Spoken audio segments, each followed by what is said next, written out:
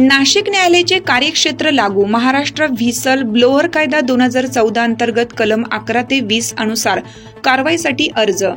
हेमंत मानकलाल छाजेड यांनी Maharashtra whistle blower कायदा 2014 अंतर्गत नाशिक न्यायालयाचे कार्यक्षेत्र लागू करण्यात यावं अशी मागणी केली आहे।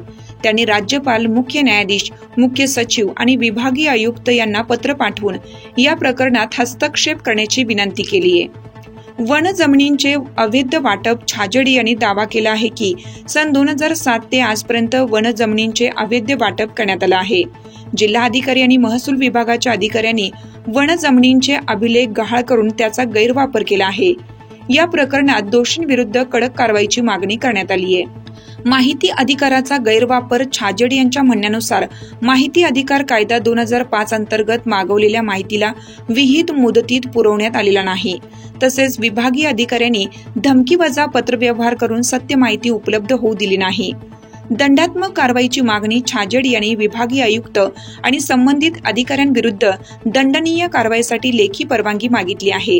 त्यांनी 10 कोटी रुपये प्रति हेक्टर याप्रमाणे बुडीत नक्त मूल्य वसूल करण्याचे आदेश देण्याची मागणी केली आहे। छाजेड यांनी आपल्या अर्जात महाराष्ट्र व्हिसल ब्लोअर कायदा 2014 अंतर्गत दोषी अधिकारी आणि कर्मचारी यांच्या विरुद्ध 5 वर्ष सक्त मजुरीची शिक्षा आणि 25,000 रुपयांचा दंड अथवा दोन्ही शिक्षा करण्याची विनंती केली आहे।